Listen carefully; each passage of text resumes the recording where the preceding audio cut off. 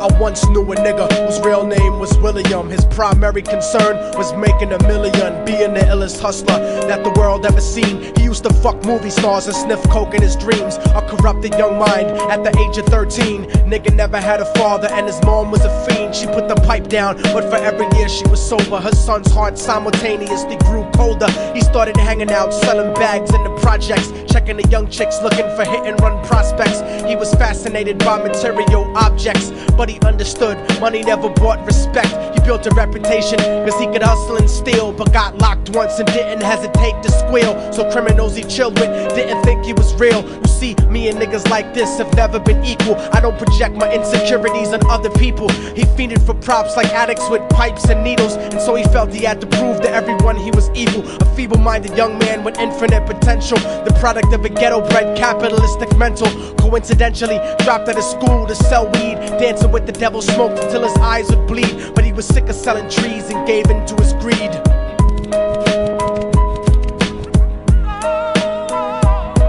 Everyone tryna be trife, never face the consequences. You probably only did a month for minor offenses. Ask a nigga doing life if he had another chance. But then again, there's always the wicked that knew in advance. Dance forever with the devil on a cold cell block. But that's what happens when you rape, murder, and sell rock. Devils used to be gods, angels that fell from the top. There's no diversity because we're burning in the melting pot.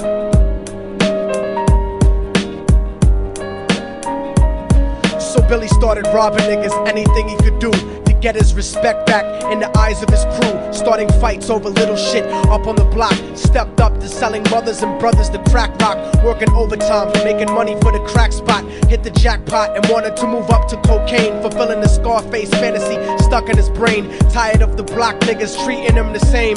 He wanted to be major like the cutthroats and the thugs. But when he tried to step to him, niggas showed him no love. They told him any motherfucking coward can sell drugs. Any bitch nigga with a gun can bust slugs. Any nigga with a red shirt can front like a blood. Even Puffy smoked the motherfucker up in the club. But only a real thug can stab someone till they die. Standing in front of them, staring straight into their eyes, Billy realized that these men were well guarded, and they wanted to test him before business started. Suggested raping a bitch to prove he was cold-hearted. So now he had a choice between going back to his life or making money with made men. Up in the sight, his dreams about cars and ice made him agree a hardcore nigga is all he ever wanted to be. And so he met them Friday night at 2:45.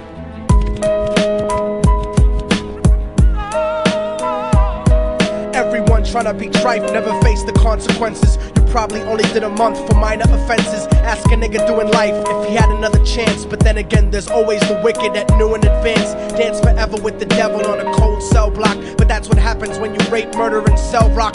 Devils used to be gods, angels that fell from the top. There's no diversity because we're burning in the melting pot.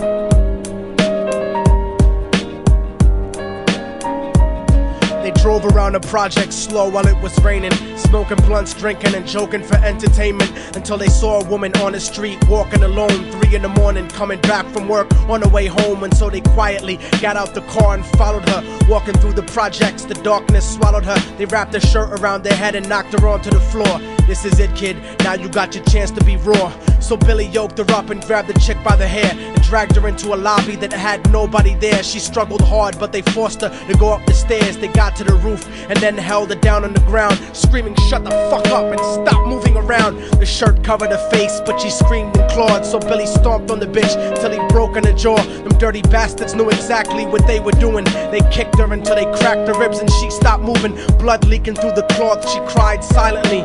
And then they all proceeded to rape her violently. Billy was made to go first, but each of them took a turn, ripping her up and choking her until her throat burned. Her broken jaw mumbled for God, but they weren't concerned. When they were done and she was lying bloody, broken and bruised, one of them niggas pulled out a brand new 22. They told him that she was a witness for what she'd gone through, and if he killed her, he was guaranteed a spot in the crew. He thought about it for a minute, she was practically dead, and so he leaned over and put the gun right to her head.